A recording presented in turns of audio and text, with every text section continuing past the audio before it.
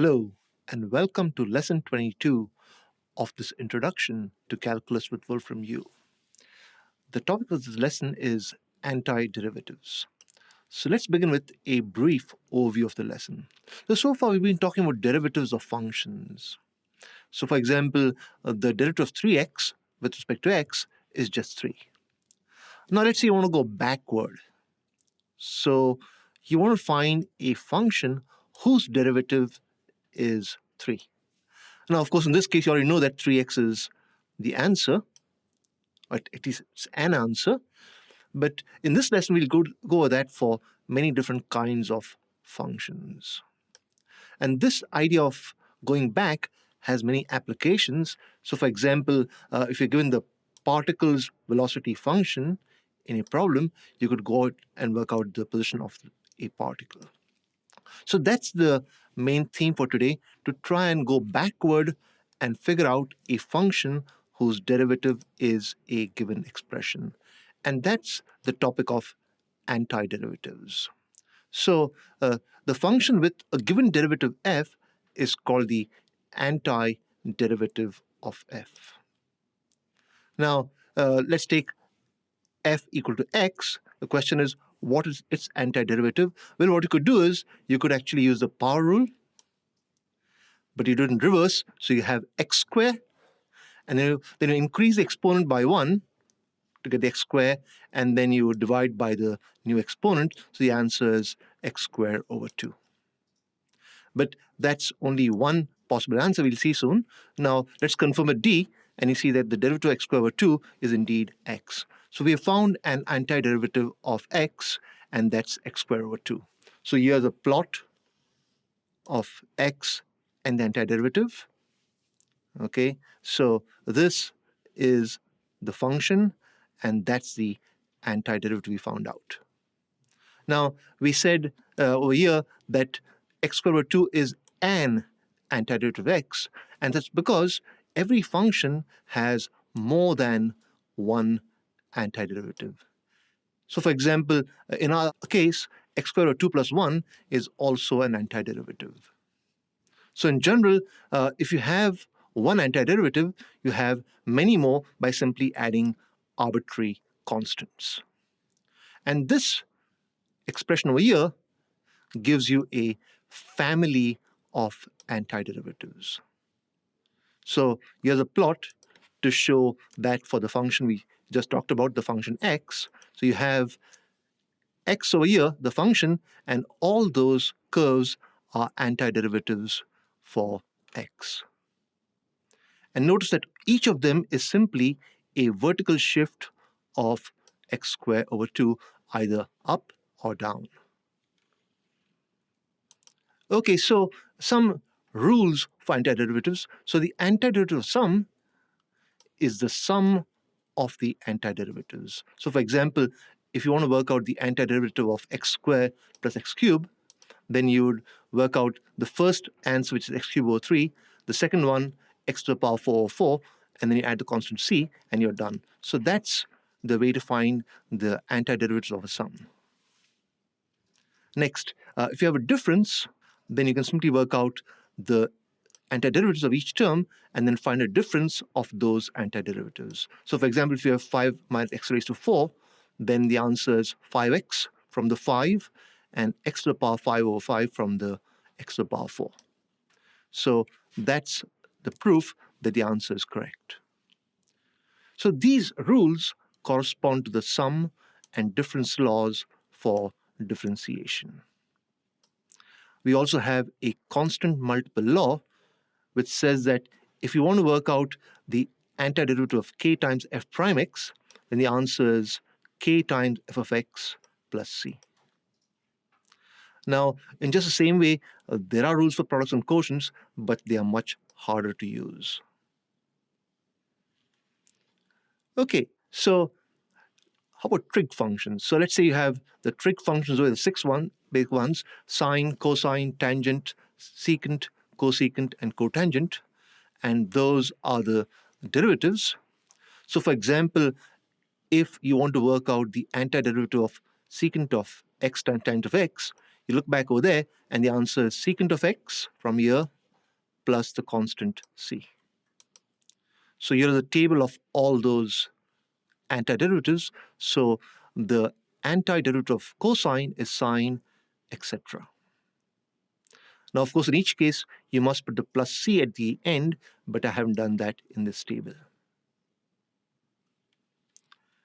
Okay, so as an example of how you can apply all this knowledge, let's try and find the general antiderivative of the function f over here. So you have a sum over here, so you can apply a sum rule, and you say that the antiderivative of 3 times sine x is negative 3 cosine x plus c. Let's check that, and that's correct. Then what you do is you break up this over here into 2 terms by writing it as a difference. So you simply separate out the terms, and then you work out the antiderivative separately. So you get 4x raised to 5 over 5 plus c for the first term, and negative minus x raised to negative 1/2 has antiderivative negative x raised to 1/2 or negative 1/2 plus c. So the complete antiderivative is over here, and you have to check that each part is correct. So you can find the complete answer for the whole expression by simply adding things together, and here's a verification that everything is correct. So in general, you will need to combine rules to get the answer for the full problem. Okay, so these antiderivatives are very useful for solving differential equations. So what are these? They are equations that involve derivatives. Now, in general, it's pretty difficult to solve differential equations, but one can solve some simple ones with what we've learned so far. So, for example, if I said solve the equation f prime x equal to x times square root of x, where f of 1 is 3, then what you would do is you would first work out the antiderivative over here, and then we'll apply the condition f of 1 equal to 3. So the antiderivative in this case is 2 times x to the power 5 over 2 over 5 plus c. Let's check that. And then you want to find the value of c. So what you do is you plug in x equal to 1 in the equation. Remember that f of 1 is 3, and work out the value of c. So you have that the required solution, the particular solution, is 2 to the power x of 5 over 2 plus 13 over 5. Now, of course, we have a very nice function in the Wolfram language called dsolve, which will do that for you automatically. But before that, let's just clear the function f, because we defined early on, and call dsolve, and you get back just the same answer. So that's the differential equation. That's the condition f of 1 equal to 3, and you simply want to solve for f of x with variable x, and dsolve will do that for you quite easily. Okay, so slightly harder example. Let's take a second order differential equation where you have a second derivative over here. So you're given f double prime and 2 conditions, f at 0 and f at 1. So what you do is you first of all work out f prime x by one antiderivative computation, and you get 4x cubed minus 3x squared minus 8x plus c. Let's check that.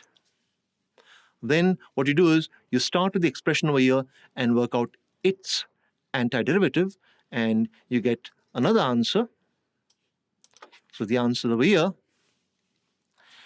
Okay, then you want to solve for c and d. So you take the expression from there and you plug in the values given to you, and you find the value of c is 5 and the value of d is 1. So you worked out a particular solution as shown over here.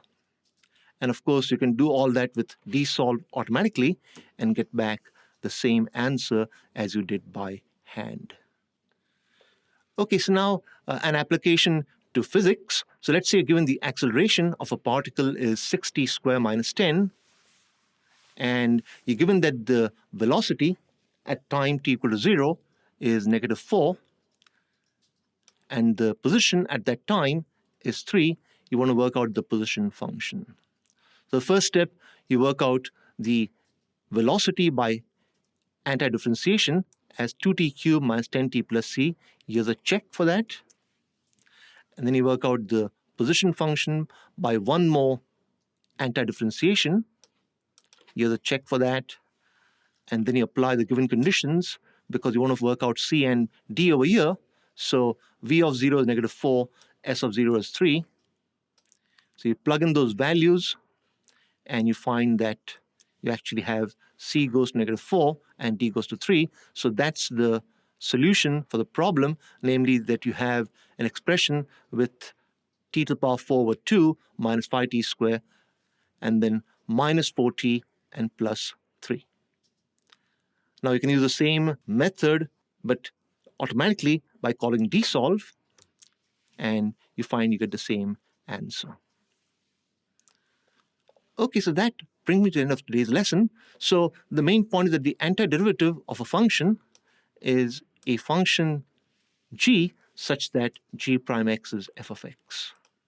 Now these antiderivatives come in families. You don't just get one, you get lots of them, so you always add an arbitrary constant plus c. You can find them by using the usual differentiation rules, but you need to go in reverse. Now, the most important application in practice is to solve differential equations using these antiderivatives. Now, given a differential equation, you can solve it, but if you're given some extra conditions, then you can actually work out a particular solution for that differential equation. And finally, that these antiderivatives are really useful in physics, where you want to analyze the one-dimensional motion of a particle. So with that, we are now ready to go on into what's called integral calculus.